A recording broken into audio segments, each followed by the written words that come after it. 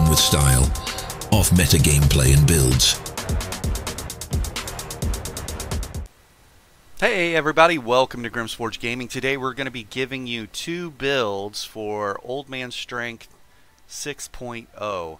And one of them is going to be a dual wield Oakensoul setup that really has nice DPS. You could take both of these into dungeons, but the dual wield version, Oakensoul dual wield, really does well in dungeons, and it does really well in Infinite Archive, kind of shreds through it. But anyways, we've got a dual wield Oakensoul, which is very similar to my Magni back in the day. And if you know that build, that play style. And then we also have our two-handers set up today. Our two-hander setup, I'm a fan of. It's not that I'm against proc sets. I think proc sets are fun, but I'm a fan of stat-based PvP, stat-based, leaning into recoveries and damage and just kind of seeing what the class can do. And this build right here really kind of accentuates that. So let's buff up here real quick. I want to show you some of the basic stats here. We hit 6,900 weapon damage, and when we are fully buffed, you will break 10k weapon damage on this. And fully buffed would be from outside sources, continuous, powerful assault, spell power cure, things like that, right? Rally cry, whatever. So you'll break 10k weapon damage on this. Your tooltips get very nutty as soon as you get into the 8,500 and above. This I'm going to show you a couple screenshots here of some tooltips. This is right here my Wrecking Blow, 18,396 with 8,400 weapon damage. Okay, I was on a trial dummy. I did queue into a dungeon and I broke the 10k mark on this, and I didn't get the screenshots of what the what my abilities were. So this screenshot right here is at 8,400 weapon damage. You'll be able to get that with a couple outside buffs, no problem. Then we also have, here is our Deep Fissure, 17k up front, and then 23, almost 24k on the second hit. Applies major and minor breach. That's the play. And our Dawnbreaker had a 25k tooltip and then 29k over 6 seconds. And on our back bar, our Northern Storm, we're defending on our back bar, but on our back bar, our Northern Storm had almost 11k per second damage, and so that's pretty interesting. Now the thing about it is I would hit my Northern Storm and then go to my front bar where all my weapon damage is, and you might see this jump up to 14 or 15k. If you're over 10k and you trigger this on your back bar and go to your front bar, this might read 20k per second. It's absolutely silly. So again, we're gonna jump into this here and kind of see what's what. First thing to know, this is the build. It is the Last Allied King. And Last Allied King reduces damage taken by 15%, adds 1337 weapon and spell damage, and adds 500 mag and stam recovery. This Mythic allows me to play exactly the way I want. Stick to the end. I'm going to link some, it was no CP white strakes, right? But I'm using, for the most part, the similar abilities and play style. Okay, that play style is what we're looking for here. It's a sword and board back bar with shielded assault gap closer right into your wrecking blows and your deep fissure hitting and executing people. I love that play style for a two-handed setup. Anyways, this is pretty nice. It's infused. All my weapon, or all my jewelry on this is infused with weapon and spell damage. You can run swift on everything if you're not trying to push really high numbers. Another thing too is I could push even higher numbers if I ran a greatsword instead of a maul. I wanted a little bit of pen to complement my deep fissure, so that way we're breaking the 10k penetration mark when deep fissure lands on people. But if you went two-hand greatsword, you're gonna go a lot higher numbers, so the scaling gets really crazy here. We are running 4 medium, 3 heavy on this. 4 medium, 3 heavy, and my 3 heavies are gonna be my shoulder, my helm, and my chest. And I believe we're running impen. We've got reinforced on this, and well fitted. Those were our 2 oddballs Everything else, oh, here we go, missing some end pen on those two. So a hodgepodge. Our end pen could be a little bit higher on this, and we'll eventually get around to those. Also, I could gold this ring out. This was just a random ring that I threw in the spot, which would push a little bit more weapon and spell damage. Okay, yeah, let's look at this here, buffed up again.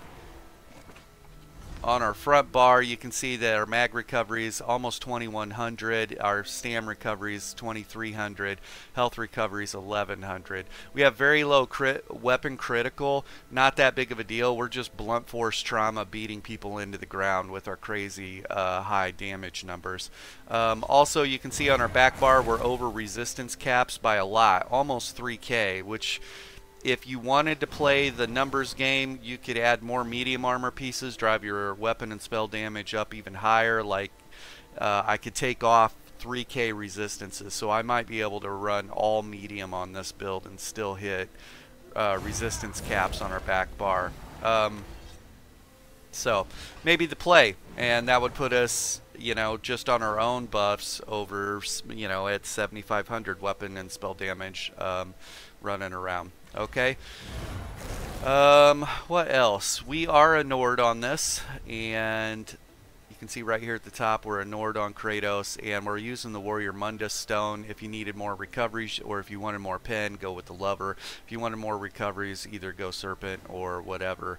We're running Smoked Bear Haunch. The recoveries are perfect for a very active play style on this, and our damage mitigation through the Allied King Torque seems really nice. I'm not so much worried about the really low weapon critical. If you wanted to run a Mundus to get more critical, it would put you into 21%, or adding medium armor pieces, you might see this go up. You can really kind of play around with that as needed, but anyways, let's buff up, and we're going to look at your base ability.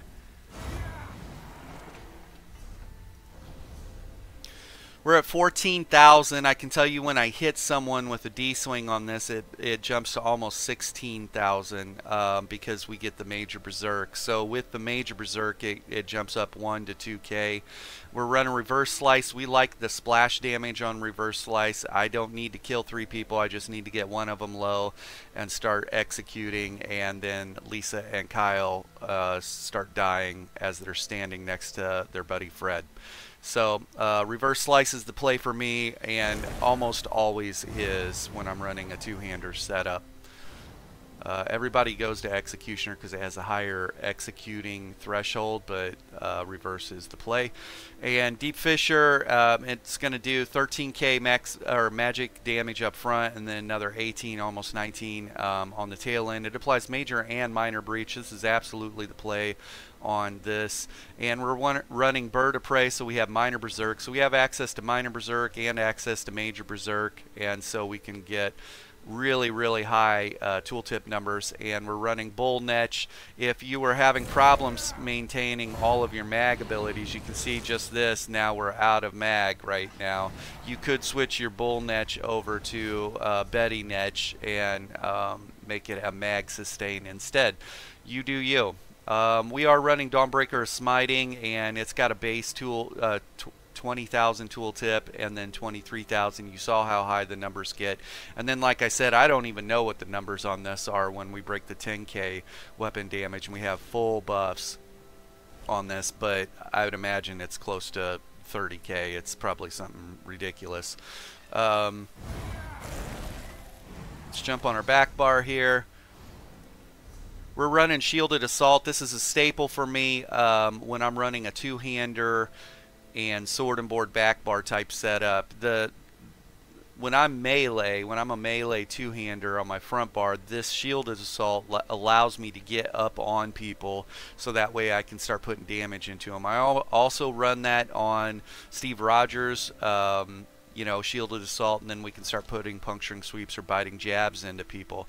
And so the damage shield on this too is somewhat respectable in PvP. That damage shield helps helps me tank out a little bit. It's only a 5k 6k damage shield, but it helps me. This thing, Crystallized Slab, is absolutely nutty and saving my tail right now in a Nightblade and Sorcerer meta. And so Crystal Slab has a 50k tooltip on it, so we got a 50k damage shield on us, and we do about 6k frost damage and stun people if they're trying to range attack us. So Nightblades that are using their spec bow or just a bow ganker in general, this will eat spec bows for melee Nightblades, this will eat bow gankers, this will eat ranged magicka sorcerers or bow sorks for that matter. So I would, right now this has been huge for me. Huge for me. Okay, and you can see how often I use this in the gameplay, even though it's no CP. If you're just kind of becoming a student of this playstyle, sword and board back bar, two-hand or front bar, this thing saves my tail. We're running Resolving Vigor. Let's buff up again and look at this tooltip here. We got a 21, almost 22,000 tooltip over 5 seconds, and this is access to minor resolve. We are running Polar Winds. That's a 10k with a 2500 hot coming in every 2 seconds for 10 seconds. I moved off of Arctic Blast. They made some changes and are making some changes to Arctic Blast. Polar Wind had the higher tooltip, plus I could help heal people around me, and the hot was needed.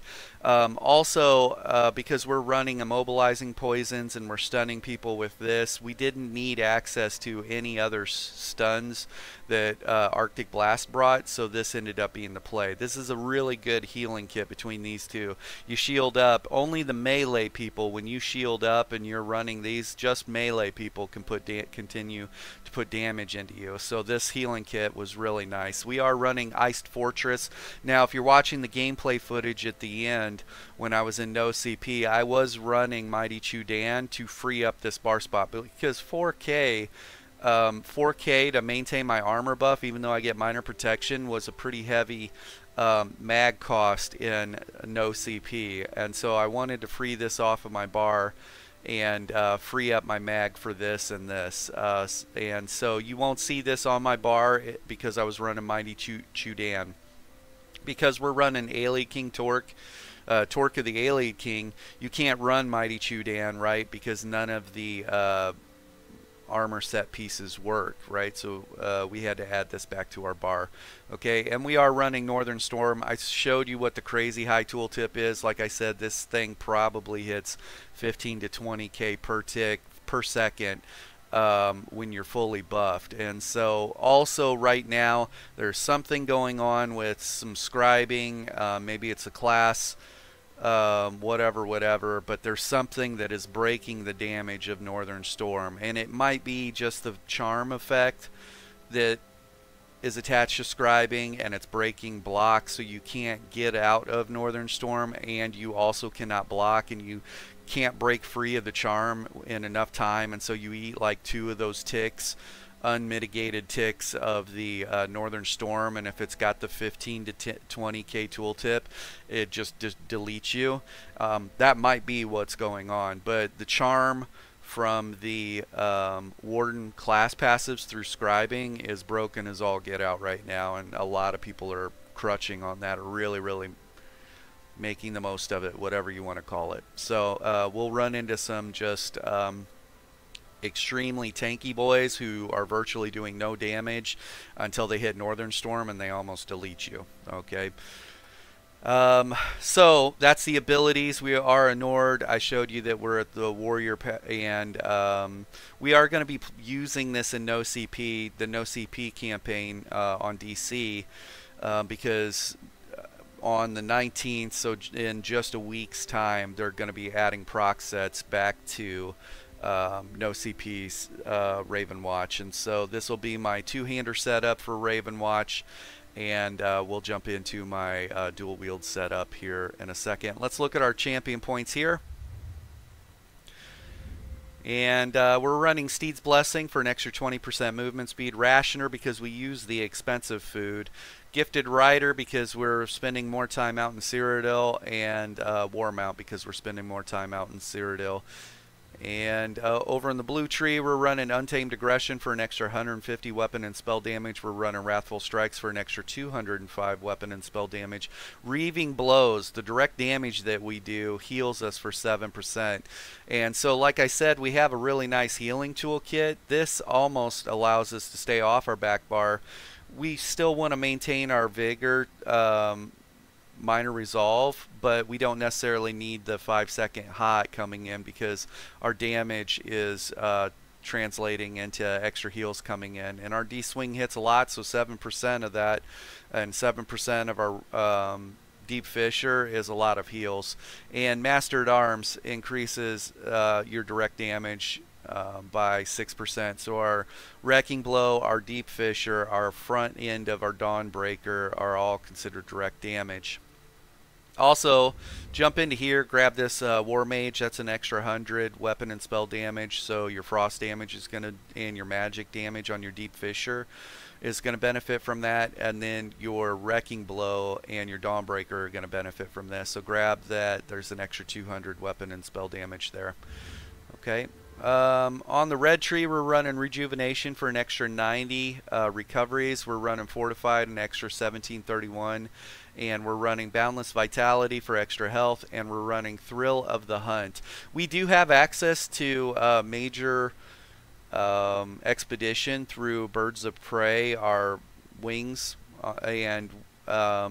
but when we're killing people real quickly, I don't have to expend the mag to hit Bird of Prey to get to the next target. I'm going to gain 6 seconds of major expedition after a kill. So my thing with Kratos is we want to hit very hard and very fast and move on to the next target. And so you'll see in the gameplay at the very end here, you'll see in the gameplay that I move from one target to the next pretty quickly. That's no CP campaign, so I wasn't even utilizing this, but just watch how quick our gameplay is. Okay, so two-hander Torquid of the Ayleid King is the build. 4 medium, 3 heavy, all prismatic weapon damage. Infused weapon damage, sorry, and we're running a Nirnhoned Maul. I said you could run a Nirnhoned two-hand sword, but we wanted to complement a little bit more pin behind our Deep Fissure that's applying major and minor breach, so that way we're at like the 12 and 13k pin on people. We are in a tank meta, so not only do we want to thump people hard, we do want to have a little bit of pin against them, and we're just blunt force trauma ing people down, so we're not worried about our crit values so much on this. Anyways, we're using tripod potions, and we also do have some detect pots, and we're running immovable pots too, so make sure those are in your kits. Alright, so that's two-hander. We're going to link some gameplay right now. This is no CP. This isn't using this build. I will get some battleground footage on this build, and just keep an eye open for that. But if you're interested in seeing this play style of a front bar back bar setup, I've got something very similar to that I'll link right now. And then after that, stick around. We're going to jump into the Oakensoul dual wield play build setup. All right, thanks, bye.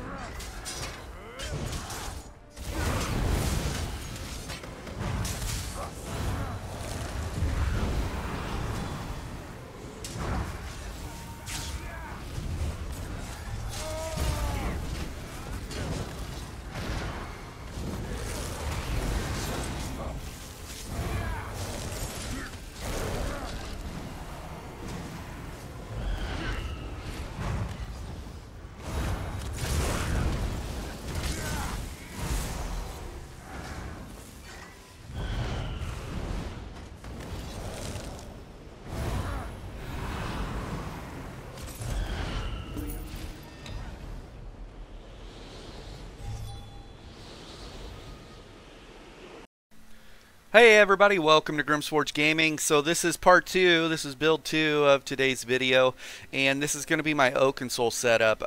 If you've seen my Magni, this is probably, Magni is maybe 2 years old, but it was an Oakensoul 1-bar setup. We've modified that play style over the years, and now with scribing we have some really fun things to add to this setup.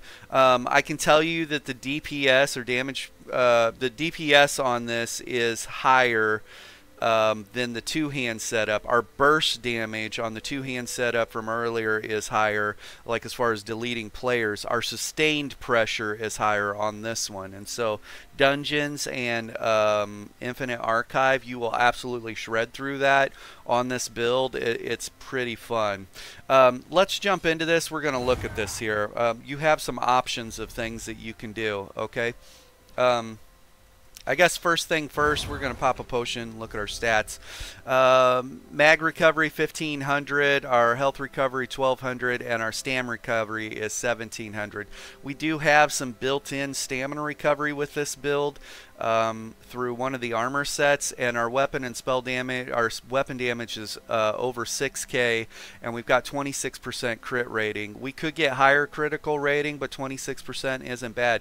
You'll see our pin is very low, and it's because we're running a Nirnhone sword and we're running a decisive sword.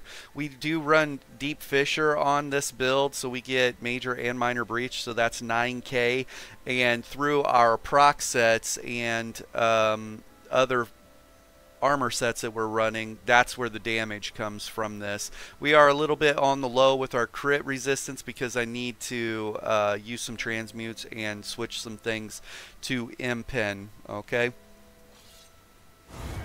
Let's look at our abilities. Right now we're running Bloodthirst, and Bloodthirst, the tooltip on this will get close to 5k with full, or 4k with full buffs. I think it's closer to 4500 fully buffed. You can see we're still leveling this because I was running the other morph, which has a higher base tooltip, but the amount of heals I get coming in from this really kind of complemented the setup.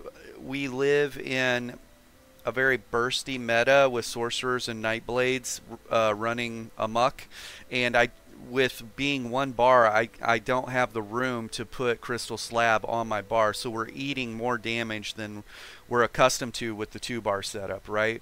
And so because of that, I switched off of the little bit more front damage channeled the other morph of this to the one that heals me, okay? Seems to be working out really well. Again, I'm going to have battleground footage of this here at the end, so stick around, you'll be able to see that.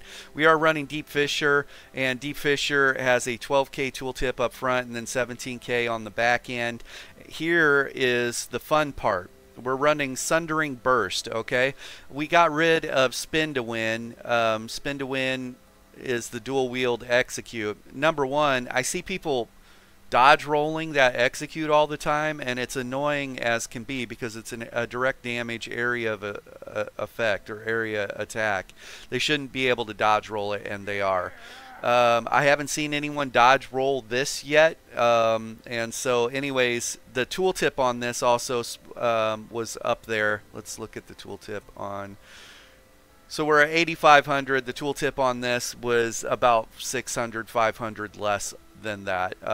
And that tooltip on this starts scaling up the lower they get. Well, this also consumes a soul gem, and it does 2.8% of their max health and oblivion damage every 2 seconds. So even if they don't get executed from the first application of this, they get that applied to them for the next 10 seconds, and so they're taking 2,800 oblivion damage. So we know how prevalent shields are right now in the game through sorcerers, and every class has access to shields through scribing now, and so that oblivion damage is hitting their health through their shields. So if we can land this execute on them, or we start getting them low and we get this execute on them, we're still doing work on their actual health. They better address that.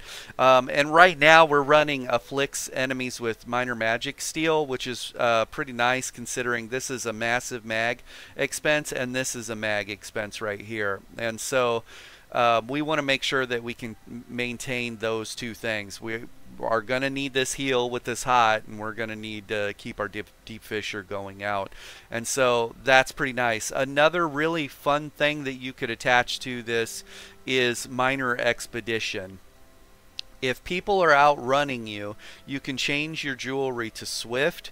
You'll lose about 300 weapon damage, and you could also apply minor expedition to the third line of this. And I don't remember what that affix is called or whatever, but anyways, where we have Magic of Steel, it can actually be minor expedition. So we could become very fast with those two things, right? Swift on the jewelry and just getting minor expedition when we hit this Sundering Burst. Another thing too, the animation on this is pretty cool. It reminds me a lot of Kratos when he rages, his Spartan Rage. Has a really nice area to it too. So lots of fun. Says it has an 8-meter radius, but it looks like a lot farther than that. Most of the time we're within 7 meters just to get this on people anyways. So that usually puts them within execute range. We've got a 23,000, almost 24,000 tooltip on our Vigor. You pretty much want to maintain 100% uptime on this, if nothing else, for the heal. It's a pretty juicy hot coming in, but also the minor resolve. And we are running Polar Winds. You could probably buff this up pretty high through champion points, but I came off of that to actually lean into the damage a little bit more on some other things. And we're running Thrive in Chaos. That's almost 33,000 tooltip, and each enemy hit increases your damage done by 6%. And I fight outnumbered a lot, and so that works out really well. Also, each tick applies a hemorrhage status effect, so you hit a large group in a conal effect in front of you, 15-meter radius, and you're going to put that hemorrhage status effect on a bunch of people, and the heal from this. And so you see a theme here. We've got a heal coming in from this. We've got a heal coming in from this. We've got a real juicy hot there. We have a burst heal with a hot coming in there. And so the healing kit on this is pretty nice. And the sustain is pretty nice. These damage numbers also get higher with one of our armor sets, okay? So our armor sets, we're running Way of Fire, and Way of Fire, the 2-piece has weapon and spell damage, the 3-piece is max stam, and the 4-piece is crit chance, and then the 5-piece, when you deal damage with a weapon, you deal an additional 4,100 flame damage. This effect can occur once every 2 seconds. I tested this exact build, rotation and everything, and I compared Way of Fire versus Mechanical Acuity, and the tooltips were almost identical, or the final damage. Like we finished the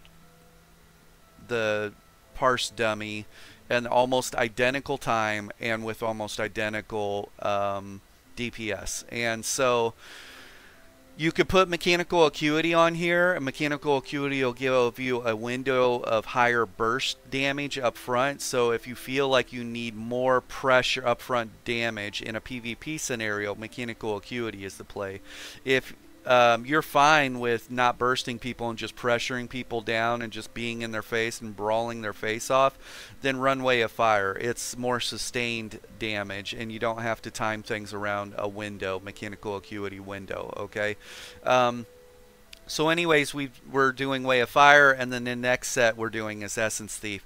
Essence Thief 2-piece is max stam, 3-piece is max stam, 4-piece is weapon and spell damage.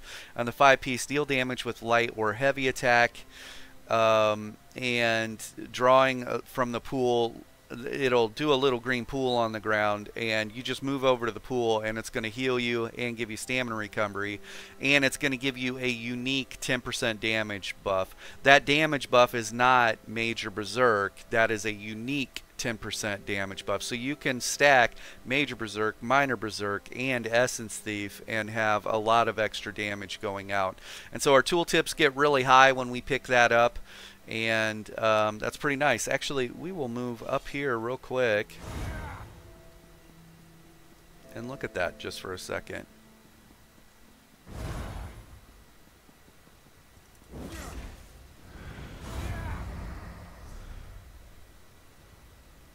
35, 13, 18, 24, and 35. Okay.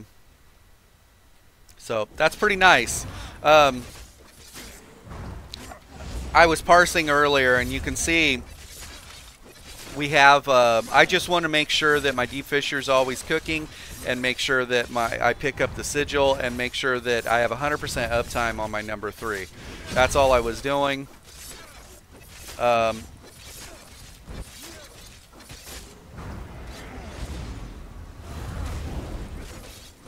that's all I was doing for my rotation earlier. So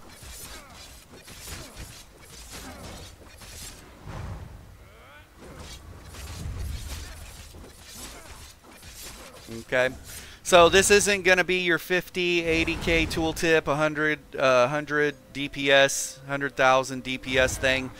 It's just going to be a very durable. This is a PVP build that you're taking into PVE, and for Infinite Archive, the later arcs, you need a lot of durability to whatever you're taking. So that's where this thing really shines. You'll still shred through the early arcs. Everything shreds through the early arcs. It's the later arcs where this thing shines. Okay, you're pretty durable on it. Again, we are a Nord on Kratos, and we use Smoked Bear Haunch, and we're using the Warrior Mundus Stone. Okay, and this seems to be working out really well. I love this play style. Stick around for the Battleground gameplay. Make sure you have all your passives and everything. Oh, another thing, people are going to ask why Nord.